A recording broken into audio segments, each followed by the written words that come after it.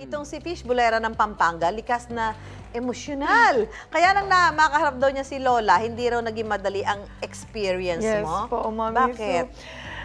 Laking lola po kasi ako, Mami Sue. Kaya nung nakita ko po si Lola Rose, grabe na antig po talaga yung puso ko. Kaya ito po yung kailangan yung panuoran, mga kapuso. Ang pagsusumikap ni Lola, kanino nga ba niya inilalaan? Panoorin natin ang kwentong inalam ni The Mystery Host, Fish Bulera ng Pampanga. Ang gaganda ng mga bling-bling ko today, di ba? Bigay lang naman niya ng best friend ko. Pero maniniwala ba kayo na nabili niya daw to sa isang 97-year-old na lola at ang pangalan niya ay Lola Rose. Ako nga pala si Fish Bulera ng Pampanga, ang inyong The Mystery Host for today. At samahan niyo kong hanapin at kilalanin si Lola Rose o si Lola Bracelet. Ay, hello po, Lola. Hello. Good afternoon. Good afternoon po. Bless po. Kamusta po kayo? Eto, gumagawa ako ng mga beats. Ito nga hanap buhay ko. Pwede niyo po ba akong turuan?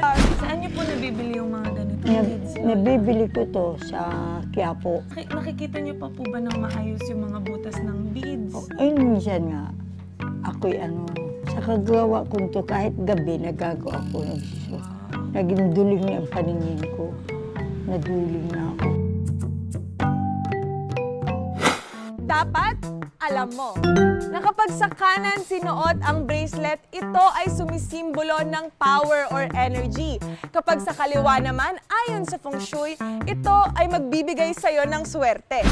Pero bakit po hanggang ngayon nagbebenta pa po kayo ng bracelet, Lola? Ay, may pinapag-aral kaya tinutulungan akong apo na iniwanan ng nanay. Paglaki nila, makagraduate sila. Sabi nga nila, guys, kahit ano pang edad mo, basta pagdating sa pamilya, wala kang susukuan. Hanggang kailan niyo po balak magbenta ng ganito? Hanggat hindi ko na kaya. Pag hindi ko na kayang gumawa, stay at home na ako dito kay Isakan at kay Janet. Hindi pa ba yun napapagod para sa kanila? Hindi, natutuwa nga ako. 97 na po kayo. Nagtatrabaho pa rin po kayo para sa mga apo niyo. Ang apo. Maraming salamat po kasi malakas pa rin po kayo. Wala na akong parents. Kaya sobrang swerte niyo na meron po Lola Rose na tumutulong sa mga apo nila. Ganyan. Iba guys kapag kasama mo yung pamilya mo.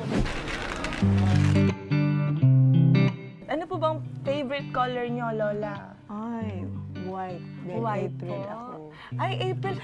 April po ang birthday niyo. Malapit na. Kailangan din. Nandun ka. Anong April po yun? April 20. April 20. Wow, happy birthday po. Pwede po ba akong pahag, Lola?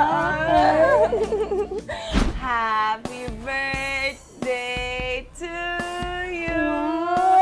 Happy birthday to you.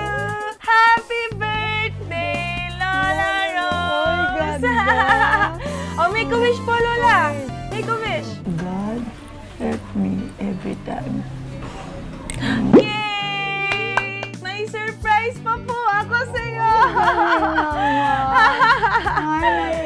Siyempre, hindi lang birthday cake. Dapat may presents din. Ayan, Lola Rose. Para sa'yo po lahat to. Hindi ko inaasahan na sa ganitong sidewalk pala nagtitinda si Lola kasi nakikita niyo naman medyo masukal. Tapos katapat mo talaga yung daan. So ang mga usok ng mga sasakyan, talagang malalaka mo yung init ng araw, tutok na tutok sa'yo. Wala naman po ba nang gugulo sa inyo habang nagbebenta kayo dito? Wala naman nagugulo sa akin. Pinupunta pa ako dito ng mga gwardiya. Pinakonsulta ko ano kalagayan ko, kung okay ako. Ang mga bracelet na ganito, 30 pesos. Kapag naman gusto niyo magpatulong kay Lola Rose, habang nandito kayo, gagamitin niyo yung mga products ni Lola Rose, 45 pesos.